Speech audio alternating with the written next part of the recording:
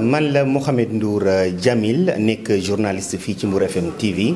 ñuy souhaiter nag bonne heureuse année 2022 à toutes et à tous rawatina nag suñuy auditeurs yi nga xam ne saa su ne ñu ngi ànd ak ñun ci suñuy liggéey sant leen gërëm leen bu baax a baax waaye itam dañuy gërëm encore une fois suñuy partenaires